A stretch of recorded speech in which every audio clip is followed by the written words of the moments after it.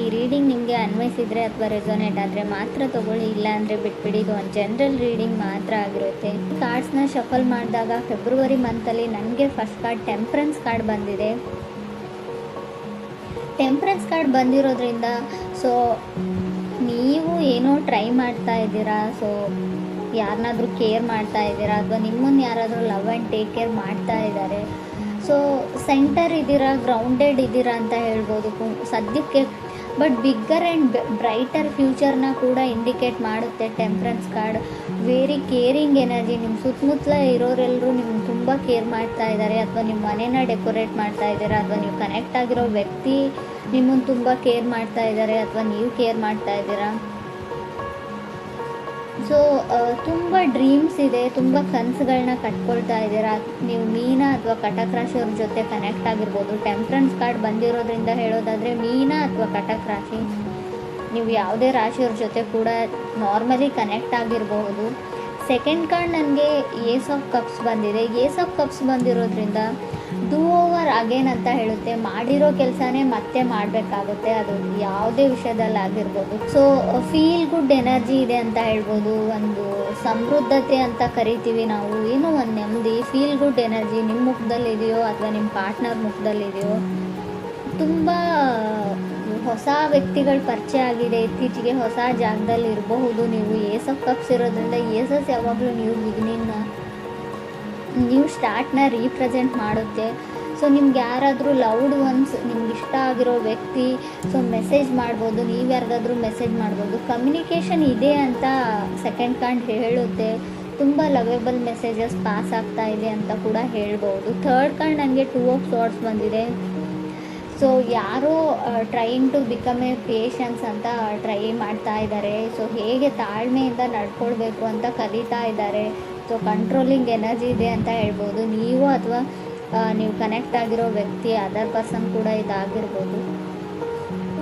ಮುಂಚೆ ಎಲ್ಲದಕ್ಕೂ ಸಿಟ್ಟು ಮಾಡ್ಕೊಳ್ತಿರೋ ವ್ಯಕ್ತಿ, ಕೋಪ ಮಾಡ್ಕೊಳ್ತಿರೋ ವ್ಯಕ್ತಿ ನಿಮ್ಮ ಜೊತೆ ಕನೆಕ್ಟ್ ಆದಮೇಲೆ ಸ್ವಲ್ಪ ತಾಳ್ಮೆನ ಕಲಿತಾ ಇದ್ದಾರೆ, ಸ್ವಲ್ಪ ಕಾಮ್ ಆಗಿರೋದಕ್ಕೆ ಟ್ರೈ ಮಾಡ್ತಾ ಇದ್ದಾರೆ ಅಂತ ಹೇಳ್ಬೋದು. ಫೋರ್ತ್ ಕಾರ್ಡ್ ನನಗೆ ಫೋರ್ ಆಫ್ ಸಾರ್ಡ್ಸ್ ಬಂದಿದೆ.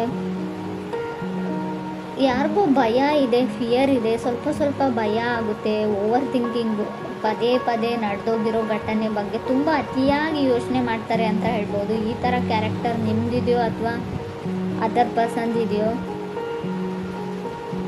ಬಟ್ ಏಟ್ ಆಫ್ ಸಾರ್ಡ್ಸ್ ಕೆಲವೊಮ್ಮೆ ಚೇಂಜ್ ಆಗಿರೋ ವ್ಯಕ್ತಿನ ರೀಪ್ರೆಸೆಂಟ್ ಮಾಡುತ್ತೆ. ಇತ್ತೀಚೆಗೆ ನೀವು ತುಂಬ ಚೇಂಜ್ ಆಗಿದ್ದೀರೋ ಅಥವಾ ನೀವು ಕನೆಕ್ಟ್ ಆಗಿರೋ ವ್ಯಕ್ತಿ ಚೇಂಜ್ ಆಗಿದ್ದಾರೋ ಅಥವಾ ಕನೆಕ್ಟ್ ಆಗಬೇಕು ಅಂದ್ಕೊಂಡಿರೋ ವ್ಯಕ್ತಿ. ಸೊ ಯಾರೋ ಡೇಟ್ಗೆ ಹೋಗ್ತಾ ಇದ್ದೀರಾ, ನೀವು ನಿಮ್ಮ ಗರ್ಲ್ಫ್ರೆಂಡ್ನ ಡೇಟ್ ಕರೀತಾ ಇದ್ದಾರೆ, ಅವರು ನಿಮ್ಮ ಜೊತೆ ಮೀಟ್ ಆಗ್ತಾ ಇದ್ದಾರೆ.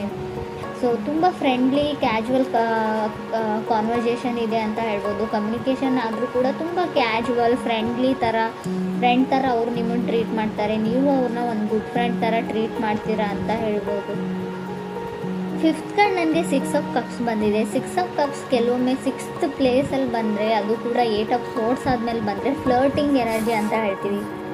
ನೀವು ಯಾರ ಜೊತೆನಾದರೂ ಫ್ಲರ್ಟ್ ಮಾಡ್ತಾ ಇದ್ದೀರೋ ಅಥವಾ ನಿಮ್ಮ ಜೊತೆ ಯಾರಾದರೂ ಫ್ಲರ್ಟ್ ಮಾಡ್ತಾ ಇರ್ಬೋದು. ಕೇರ್ಫುಲ್ಲಾಗಿರಿ. ಸೊ ಅವ್ರಿಗನ್ಸುತ್ತೆ ನಾನು ಫ್ರೆಂಡ್ ಮಾಡ್ಕೊಳ್ತಾ ಇದ್ದೀನಿ, ಕ್ಯಾಶುವಲ್ ಫ್ರೆಂಡ್ಸ್ನ ಮಾಡ್ಕೊಳ್ತಾ ಇದ್ದೀನಿ ಅಂತ ಅವ್ರು ಥಿಂಕ್ ಮಾಡ್ತಾ ಇರ್ಬೋದು. ಬಟ್ ಬೇರೆಯವರು ಅಥವಾ ನೀವಾಗಲಿ ಯಾರಾದರೂ ಇಬ್ಬರಲ್ಲೊಬ್ಬರು ಸೀರಿಯಸ್ ಆಗಿದ್ದೀರಾ ಅಂತ ಕೂಡ ಹೇಳುತ್ತೆ ಎನರ್ಜೀಸು. ಸ್ವಲ್ಪ ಕೇರ್ಫುಲ್ಲಾಗಿರೋದು ಒಳ್ಳೆಯದು. ಸೆವೆಂತ್ ಕಾರ್ಡ್ ನನಗೆ ಫೋರ್ ಆಫ್ ಪೆಂಟಿಕಲ್ಸ್ ಬಂದಿದೆ.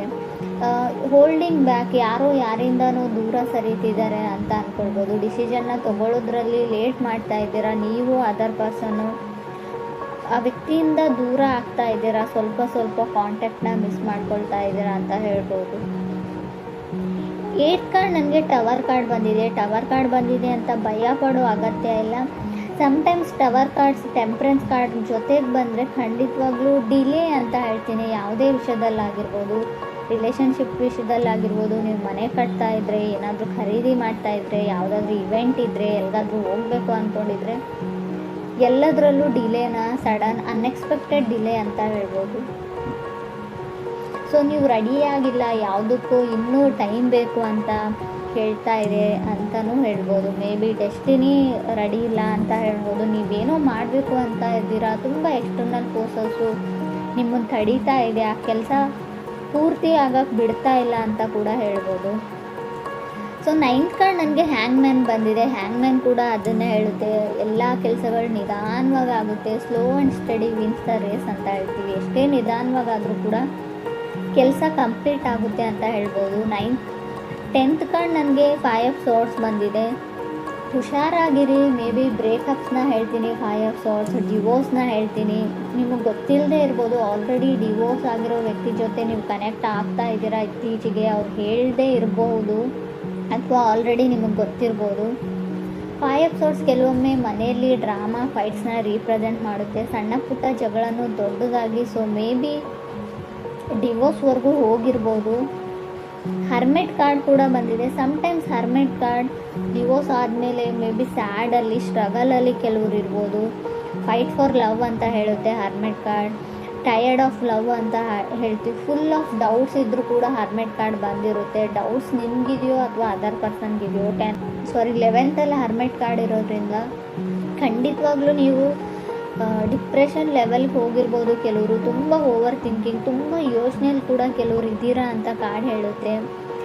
ಕೆಲವ್ರಿಗೆ ವೆಕೇಷನ್ನ ಅಗತ್ಯ ಇದೆ ಅಂತ ಹೇಳ್ಬೋದು. 2 ಆಫ್ ಸೋರ್ಸ್ ಓವರ್ ವರ್ಕ್ನ ಕೂಡ ಸೆಕೆಂಡ್ ಕಾರ್ಡ್ ರೀಪ್ರೆಸೆಂಟ್ ಮಾಡೋದ್ರಿಂದ ಎಲ್ಲಿಗಾದರೂ ಟ್ರಿಪ್ ಹೋಗಿ ಸ್ವಲ್ಪ ಬ್ಯುಸಿಯಾಗಿ ಬೇರೆ ಜಾಗದಲ್ಲಿ ಟೈಮ್ನ ಸ್ಪೆಂಡ್ ಮಾಡಿ ಅಂತ ಹೇಳ್ಬೋದು.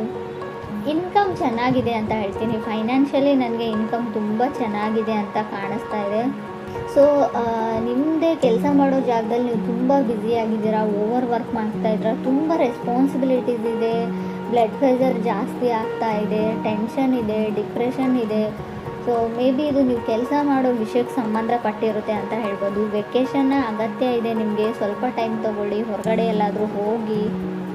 ಸೊ ಕೆಲವ್ರು ರೆಡಿಯಾಗಿದ್ದೀರಾ, ಕೆಲವ್ರದ್ದು ಮದುವೆ ಕೂಡ ಫಿಕ್ಸ್ ಆಗಿದೆ ಅಂತ ಅಂದ್ಕೊಳ್ತೀನಿ ನಾನು. ಏಸ್ ಆಫ್ ಕಪ್ಸ್ ಇರೋದ್ರಿಂದ ಆಲ್ರೆಡಿ ಮದುವೆ ತುಂಬ ರೀಸೆಂಟಾಗಿ ಮದುವೆ ಆಗಿರ್ಬೋದು. 15 days 1 monthಲ್ಲಿ ಕೆಲವ್ರು ಮದುವೆ ಇರ್ಬೋದು ಮುಂದೆ, ಅಥವಾ ಆಲ್ರೆಡಿ ಮದುವೆ ಆಗಿರಬಹುದು ಅಂತ ಹೇಳ್ತಾ ಇದೆ. ಮೇ ಬಿ ಇದು 1.5 ಡೇದು ಕೂಡ ನಾನು ಕೌಂಟ್ ಮಾಡ್ತೀನಿ. 2 days ಆಯಿತು, 1 days ಆಯಿತು, ಗೊತ್ತಿಲ್ಲ ನನಗೆ. ನಾನು ರೀಡಿಂಗ್ ನೋಡುವಾಗ ಇದು ನಿಮ್ಗೆ ಅನ್ವಯಿಸುತ್ತೆ ಅಂತ ಅಂದ್ಕೊಳ್ತೀನಿ.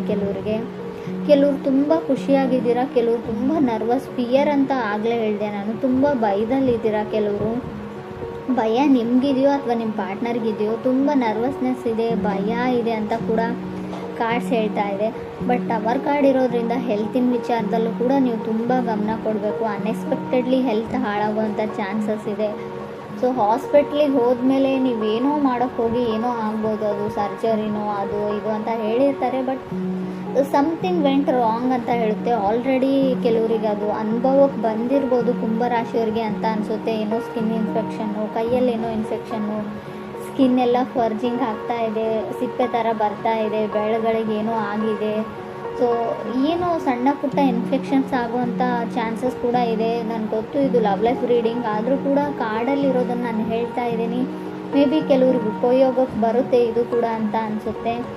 ಇನ್ನು ಲವ್ ಲೈಫ್ ವಿಚಾರಕ್ಕೆ ಬಂದರೆ ಸ್ವಲ್ಪ ಜಗಳನ ಹೇಳ್ತೀನಿ, ಬ್ರೇಕಪ್ನ ಹೇಳ್ತೀನಿ. ಆಲ್ರೆಡಿ ಮದುವೆ ಆಗಿರೋರಿಗೆ ತುಂಬ ಜಗಳ ಮತ್ತು ಡಿವೋರ್ಸ್ವರೆಗೂ ಹೋಗುವಂಥ ಚಾನ್ಸಸ್ ಇದೆ. ತುಂಬ ಯೋಚನೆ ಮಾಡಬೇಡಿ. ಮಿಸ್ಅಂಡರ್ಸ್ಟ್ಯಾಂಡಿಂಗ್ ಕೂಡ ನನಗೆ ಕಾರ್ಡ್ಸಲ್ಲಿ ಕಾಣಿಸ್ತಾ ಇದೆ. ಟವರ್ ಕಾರ್ಡ್ ಇರೋದ್ರಿಂದ ಮಿಸ್ಅಂಡರ್ಸ್ಟ್ಯಾಂಡಿಂಗ್ ಆಗೋದ್ರ ಜೊತೆಗೆ ಅದನ್ನು ನೀವು 100% ನಂಬ್ತೀರಾ ಕೂಡ.